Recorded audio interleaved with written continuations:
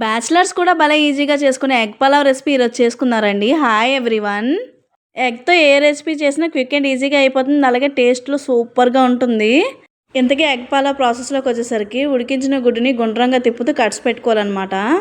ఇంతలో పొయ్యి మీద ప్యాన్ పెట్టి ప్యాన్ కింద మంట పెట్టి ఆయిల్ యాడ్ చేసుకోవాలి. ఆయిల్ హీట్ అయిన తర్వాత కొంచెం పసుపు, ఉప్పు, కారం యాడ్ చేసుకోవాలి. వెంటనే ఆలోచించకుండా గంటలో పెట్టుకున్న గుడ్లను కూడా వేసేసుకొని అటు ఇటు తిప్పుతూ ఉండాలన్నమాట. అన్ని వైపులా ఎగ్ వేగింది అనుకునేసరికి తీసేయాలి. ఈ వేగిన ఎగ్ని కొంచెంసేపు పక్కన ఉంచేయాలి. ఇంతలోపు మనం 2 ఆనియన్స్, 1 టమాటీ, అలాగే పచ్చిమిర్చిని కూడా కట్ చేసుకొని పెట్టుకోవాలన్నమాట. పలావ్ కదా, నేను ప్రెషర్ కుక్కర్లో వండుతున్నాను. అలాగే ఎలక్ట్రికల్ రైస్ కుక్కర్లోనైనా వండుకోవచ్చు, నార్మల్గానే బాండీ పెట్టేసైనా వండుకోవచ్చు. ఎలక్ట్రికల్ కుక్కర్లో అయితే మనం పలావ్ ప్రాసెస్ అంతా ముందు ఎలక్ట్రికల్ కుక్కర్ కెటిల్ ఉంటుంది కదా, దాంట్లోనే చేసేసి స్టవ్ మీద పెట్టి చేసేసి వాటర్ యాడ్ చేసిన తర్వాత ఎలక్ట్రికల్ రైస్ కుక్కర్లో పెట్టేసుకొని ఆన్ చేసుకోవాలన్నమాట. ప్రెషర్ కుక్కర్ అయితే ప్రెషర్ కుక్కర్లోనే మొత్తం ప్రాసెస్ అంతా చేసేయచ్చు. ఇంతకీ ఈ క్వశ్చన్కి ఆన్సర్ చెప్పండి. ఎగ్ వెజ్లోని కలుస్తుందా, నాన్ వెజ్లోని కలుస్తుందా? ఈ మధ్యన అందరూ ఎగ్ వెజ్లోనే అంటున్నారు కదా. నా పాయింట్ ఆఫ్ వ్యూ ప్రకారం ఎగ్ నాన్ వెజ్, ఎందుకంటే నా చిన్నప్పటి నుంచి నాన్ వెజ్ ప్రకారమే దాన్ని లెక్కేస్తున్నాం కాబట్టి ఇప్పటికిప్పుడు వెజ్లో పెట్టేలేం కదా. ప్రెషర్ కుక్కర్ని నేను స్టవ్ మీద పెట్టేసుకొని ఎగ్స్ వేయించుకుంటాం కదా, ఆ వేయించిన తర్వాత మిగిలిన ఆయిల్ ఉంటుంది కదా, ఆయిల్ని నేను యాడ్ చేసేసాను.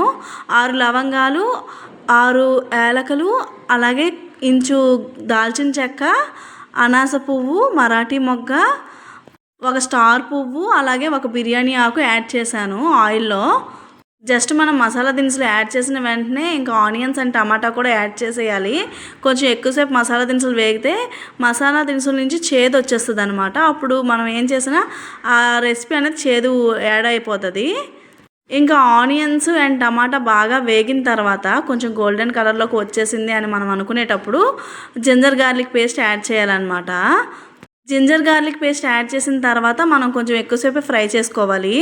అది ఫ్రై అయ్యేలోపు మనం కొంచెం పెరుగు తీసుకొని పెరుగులో ఉప్పు, కారం, మసాలా పౌడర్, అలాగే ధనియా పౌడర్ కూడా యాడ్ చేసేసుకొని ఫుల్గా కలుపుకోవాలన్నమాట. బాగా గెలకొట్టుకోవాలి, లేకపోతే పెరుగు కొంచెం పైన తేలినట్టు కనిపిస్తుంది అనమాట పలావ్లోని.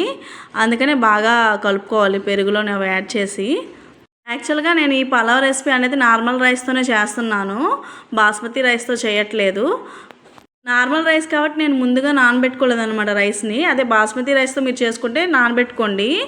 అల్లం వెల్లుల్లి పేస్ట్ బాగా వేగిన తర్వాత మనం ముందుగా ప్రిపేర్ చేసి పెట్టుకున్నాం కదా పెరుగు, ఆ పెరుగును కూడా యాడ్ చేసుకుని వేయించుకోవాలన్నమాట. ఇంకా పెరుగుని యాడ్ చేసుకున్న వెంటనే నార్మల్ రైసు, ఇవి పొడి బియ్యమే, తడి బియ్యం కాదు, యాడ్ చేసేసుకొని దీన్ని కూడా బాగా వేయించాలన్నమాట. మనం ముందుగా యాడ్ చేసుకొని పెట్టుకున్న మసాలా అంతా ఈ రైస్కి పట్టేటట్టు మనం దీన్ని కలిపేసుకొని కొంచెం వేగిన తర్వాత అప్పుడు కొత్తిమీర కూడా యాడ్ చేసుకోవాలి.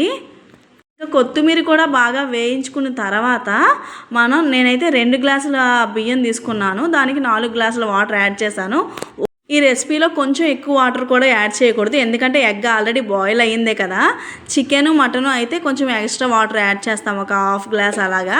బట్ ఈ రెసిపీకి మాత్రం 2 గ్లాసులకి 4 గ్లాసులు మాత్రమే సరిపోతాయి. ఇంకా వాటర్ యాడ్ చేసేసిన తర్వాత కొంచెం ఆ వాటర్లో నెయ్యి, అలాగే ఉప్పు యాడ్ చేసుకున్నాను. ఉప్పు కొంచెం చూసేసరికి కొంచెం ఉప్పగా తగలాలి, అప్పుడు రెసిపీ అంతా అయ్యేసరికి ఉప్పు సరిపోద్ది అనమాట. అండ్ తర్వాత నేను ముందుగా బాయిల్ చేసుకున్న ఎగ్స్ ఉన్నాయి కదా, ఈ లాస్ట్లో యాడ్ చేసుకున్నాను. ఇలా లాస్ట్లో యాడ్ చేసుకున్న తర్వాత ఇంకా ఖచ్చితంగా దాన్ని కలపకూడదు అనమాట, కలిపితే ఎగ్ అనేది విడిపోతుంది. నేను ఇంకా విజిల్ పెట్టేసుకున్నాను. 3 విజిల్స్ తర్వాత స్టవ్ ఆపేసి ప్రెషర్ అంతా పోయేంత వరకు వెయిట్ చేయాలి. ప్రెషర్ పోయిన తర్వాత కప్పు ఓపెన్ చేసి మనం ముందుగా ఏవైతే ఎగ్స్ వేసుకున్నామో ఆ ఎగ్స్ అన్నీ తీసేసేయాలన్నమాట.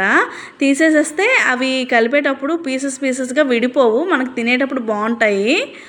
ఆ ఎగ్స్ అన్నీ బయటకి తీసేసి తర్వాత మనం ఈ పలావ్ని కింద నుంచి పై వరకు కలుపుకోవాలి.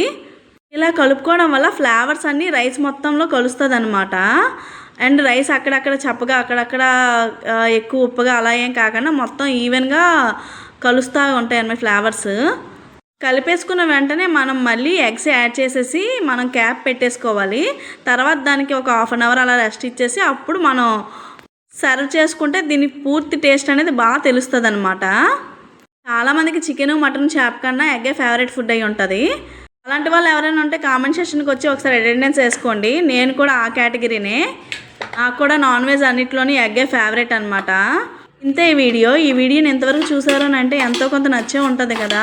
మరి నచ్చితే ఆ లక్కీ హ్యాండ్తో చిన్న లైక్ వేసుకొని అలాగే పక్కనే ఉన్న సబ్స్క్రైబ్ బటన్ కూడా క్లిక్ చేసి కొంచెం సపోర్ట్ చేయండి ప్లీజ్.